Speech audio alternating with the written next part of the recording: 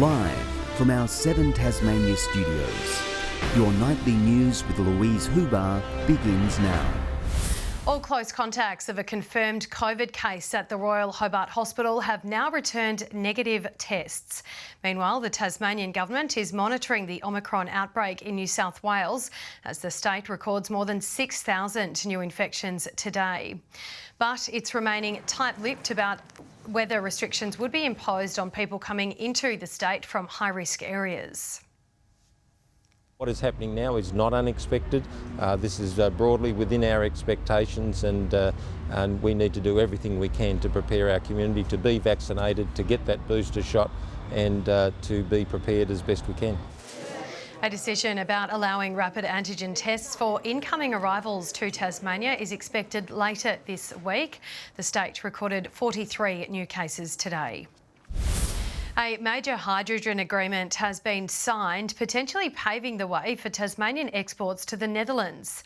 The state government and the Port of Rotterdam are partnering to investigate the feasibility of future exports from Bell Bay. The Port of Rotterdam is Europe's largest port, and it has plans to become the continent's transit centre for green hydrogen.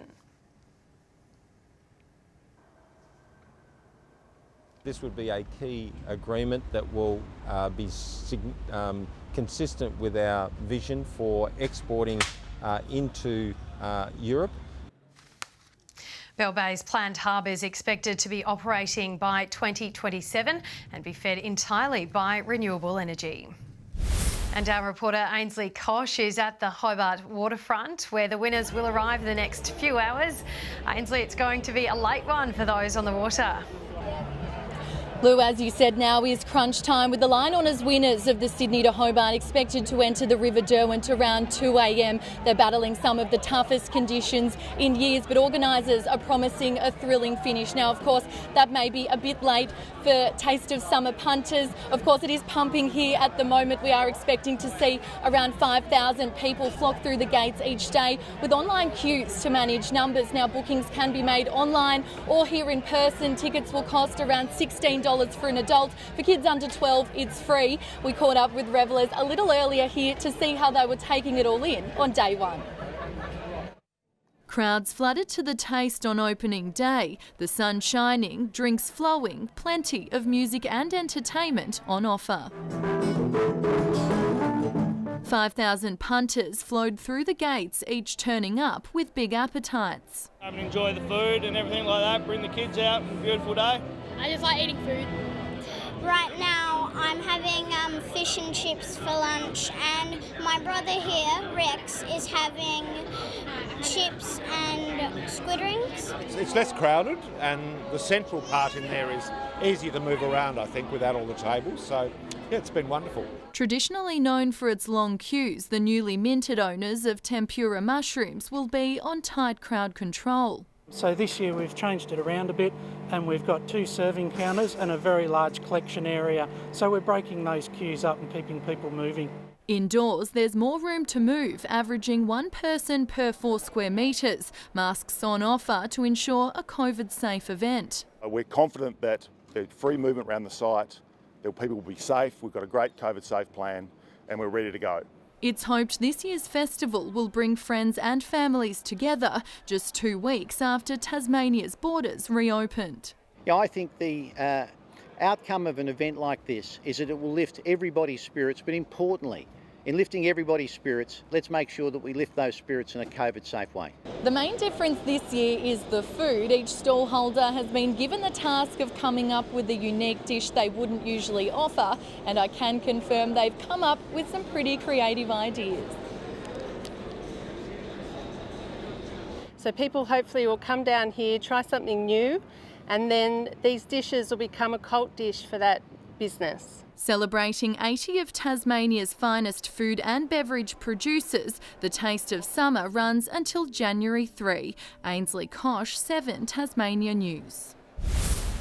There's also plenty of action in the state's north, with the nation's best track cyclists battling on the boards of Launceston's Silverdome on the second day of the Christmas carnivals. Our reporter Josh Duggan joins us live now from the arena. Josh, who took the chocolates in the day's big races? Louise, we've just witnessed an incredible finish to the men's wheel race. Victorian Graham Frisley just took the win over Tasmanian Campbell Palmer in a photo finish. Frisley was pretty confident as he crossed the line, and after a nervous wait, his first wheel race win was confirmed by the judges. In the women's, 16-year-old front marker Felicity Wilson-Haffenden held out a star-studded chasing pack, including her idol Georgia Baker, to take her first wheel race victory. Oh, I think I came round for the last lap, heard my bell, and then I was listening for the bell behind me, and it was good 70 metres odd away, and I thought if I can get going here, I might be with a shot. How does it feel to be the Launceston wheel race winner? Oh, so good. I never imagined it. It's so good. And right now we're into the final races of the program, including the A-grade scratch races, where the heavy hitters are fighting it out. And tomorrow, the Carnival Series moves on to Devonport, where the runners will rejoin the cyclists in competition, and the action is sure to be hot. Louise? Organisers have hailed yesterday's opening of the party in the Apocalypse a success, with almost 5,000 people attending. Local act World Class Cinema kicked things off today, playing to a flock of early birds. Headliner Lime Cordial will finish the night and is excited to be part of the return of music festivals.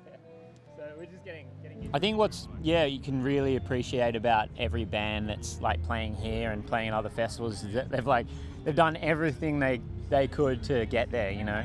We bailed on family Christmases, we've just been isolating. Organisers are remaining tight-lipped about the possibility of a follow-up event being held in coming months. The state government has purchased the Hobart Workers Club site to make way for more social housing to deal with skyrocketing demand. It says the opportunity is once in a century, with the area being located close to services. The investment is part of a $615 million plan to help more Tasmanians in need.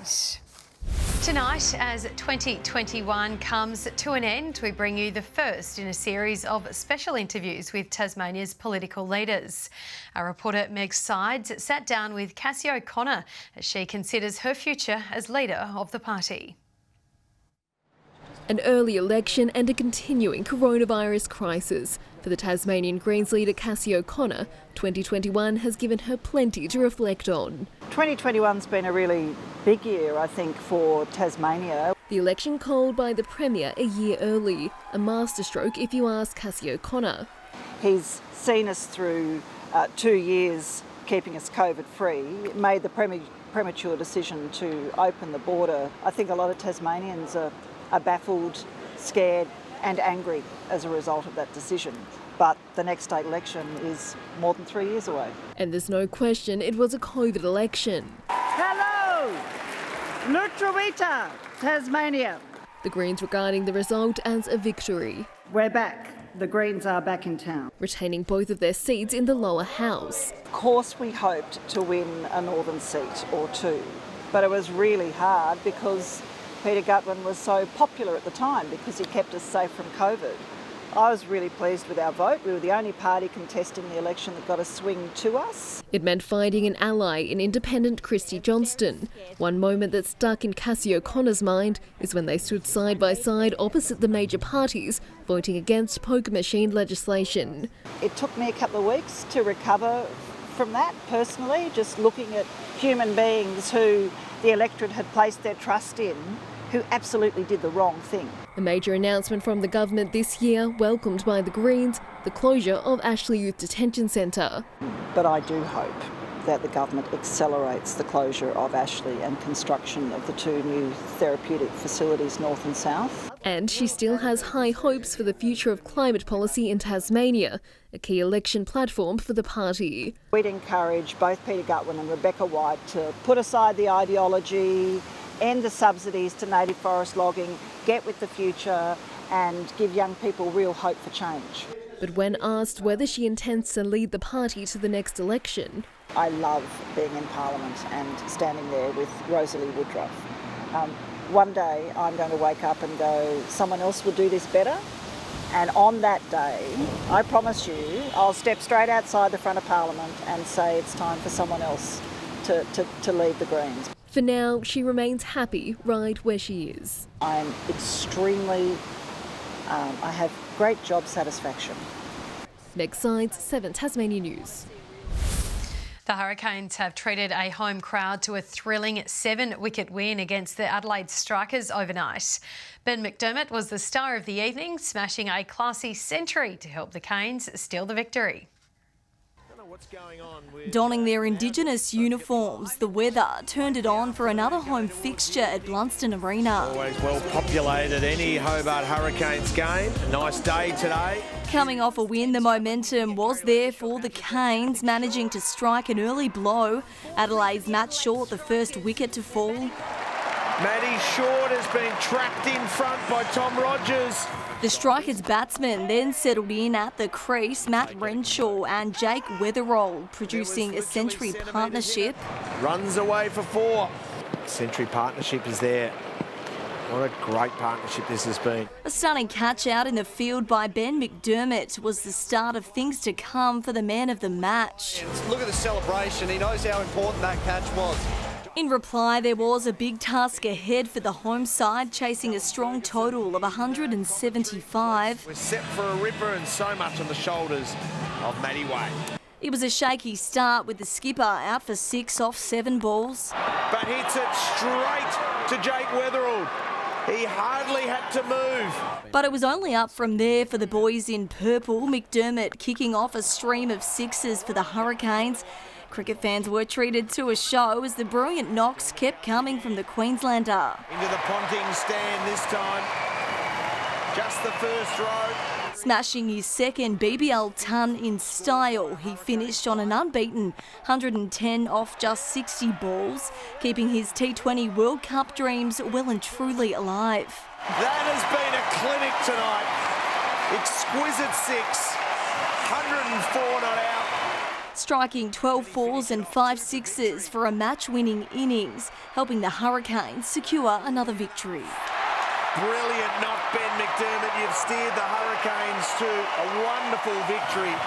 The side now heads over Bass Strait to face off against the Renegades at Marvel Stadium tomorrow night. Grace Evans, 7 Tasmania News. It's a tight race between Rumbeat and Big Pup as they make their way across the east coast in the Launceston to Hobart yacht race. Some even had company along the way, with dolphins putting on a show for the team aboard Quest Sailing. Lord Jiminy and Tavaki 2 are neck and neck in the Melbourne to Hobart race, with Alien leading in all 3 handicap divisions. Breezy conditions will bring relief for crews in the Melbourne to Devonport, expecting a finish between midnight and 2 a.m.